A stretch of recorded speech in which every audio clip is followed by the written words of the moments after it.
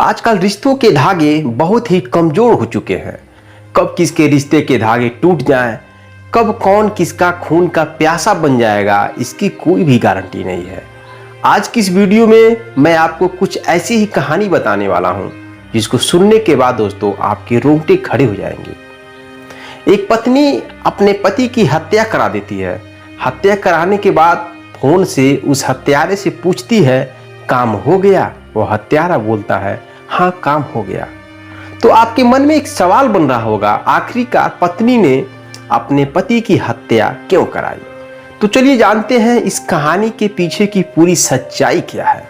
नमस्कार, मेरा नाम संतोष, आप देख रहे हैं क्राइम का सच। आज मैं फिर हाजिर हूं क्राइम की एक सच्ची कहानी लेकर। दरअसल आज की जो कहानी शुरू होती है वह उत्तर प्रदेश के मिर्जापुर से शुरू होती है। मिर्जापुर से लगने वाला एक थाना अधलहाट है। इस थाने के अंतर्गत रहने वाला एक व्यक्ति जिसका नाम है हरिश्चंद्र विश्वकर्मा और उसकी पत्नी का नाम है रीता देवी। पत्नी रीता देवी एक दिन मार्केट से ऑटो से आ रही थी। जिस ऑटो से वह घर वापस आ रही थी उस ऑटो चालक का नाम था सतीश। दोनों आपस में बात करते हैं यात्रा के दौरान और एक दूसरे को नंबर शेयर कर देते हैं। नंबर शेयर करने के बाद वही होता है जो हर एक लड़का लड़की करता है, यानी उन दोनों के बीच दोस्ती हो जाती है और दोस्ती होने के बाद दोस्ती प्यार में बदल जाती है।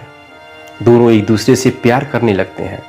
प्यार करने के साथ साथ डेली बातें करना और मिलना जुलना सारा प्रक्रिया होने लगता है। यहाँ तक कि दोनों अवैध संबंध भी बनाने लगते हैं। इसी दौरान जब रीता देवी के पति हरिश्चंद्र विश्वकर्मा को पता चलता है इन दोनों के प्यार की कहानी के बारे में, तो पति बहुत नाराज होता है और अपनी पत्नी को समझाने का प्रयास करता है, लेकिन पत्नी नहीं मानती है। लेकिन पति को नहीं मालूम था कि उसकी जिंदगी में बहुत बड़ा भूचाल आने वाला है। दोस्तों, पत्नी परेशान हो जाती है अपने पति से, क्योंकि वह पति अपनी पत्नी को बार बार रोकता है सतीश से प्रेम प्रसंग की कहानी के बारे में।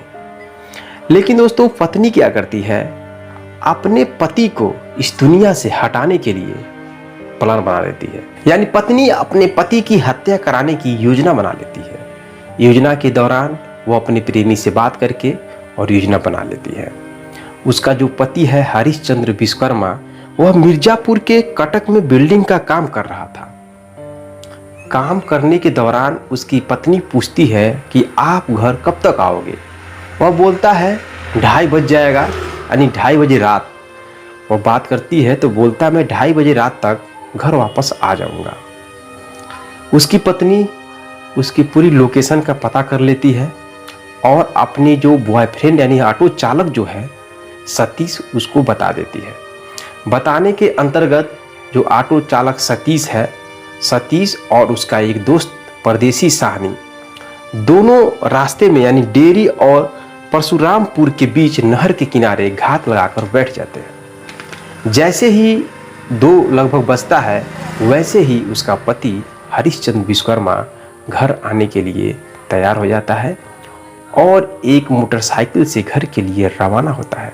जैसे ही हरिश्चंद्र विश्वकर्मा अपने मोटरसाइकिल से घर के लिए रवाना होता है, वैसे जैसे ही रास्ते में आता है तो रास्ते में सतीश और उसका दोस्त परदेसी साहनी दोनों गोलियों से उसे भून देते हैं और गोलियों से मार करके उसकी हत्या कर देते हैं। हत्या करने के बाद दोनों फरार हो जाते हैं। इधर पत्नी यानी रीता देवी सुबह जब होता है तो 5 बजे जगती है और अपने प्रेमी यानी सतीश से बात करती है और पूछती है काम हो गया? सतीश बोलता है हाँ काम हो गया। दोस्तों, यह सब होने के बाद जब पुलिस को मालूम चलती है इस घटना की, तो पुलिस जांच करना शुरू कर देती है। जांच के अंतर्गत सबसे पहले जो पुलिस है वह रीता देवी के मोबाइल लेती है और उसके कॉल डिटेल का पता लगाती है। कॉल डिटेल का पता लगाते ही सच सामने आ जाता है। सच सामने आने के बाद रीता देवी और उसका जो है बॉयफ्रेंड सतीश और सतीश का दोस्त परदेसी साहनी को गिरफ्तार कर लेती है। गिरफ्तार करके जेल में बंद कर देती है। तो दोस्तों, यह रही कहानी। इस कहानी से आपको यही सीख लेना चाहिए कि आपके रिश्ते कितने भी मजबूत हों, आपको जागरूक और सतर्क होना चाहिए। मैं यह कहानी बताता हूँ सिर्फ इसलिए ताकि आप जागरूक और सतर्क रहें। आपके दिलों को ठेस पहुँचाना मेरा मकसद नहीं है, क्योंकि आजकल दोस्तों रिश्ते कितने भी मजबूत हों, उस रिश्ते में कब दुश्मनी बदल जाती है, कब लोग एक दूसरे के खून के प्यासे बन जाएं, इसकी कोई गारंटी नहीं है। क्या पता था हरिश्चंद्र विश्वकर्मा को कि उसकी पत्नी ही उसकी जान ले लेगी, उसकी हत्या करा देगी। तो दोस्तों बस सिर्फ यही मतलब है मेरा कहानी सुनाने का कि आप जागरूक रहें, सतर्क रहें। और आपको अगर कहानी अच्छा लगता है तो चैनल को सब्सक्राइब कर लीजिए, लाइक कर लीजिए, कमेंट बॉक्स में कमेंट करिए। मिलते हैं फिर नेक्स्ट वीडियो में नेक्स्ट कहानी के साथ। तब तक के लिए जय हिंद, जय भारत।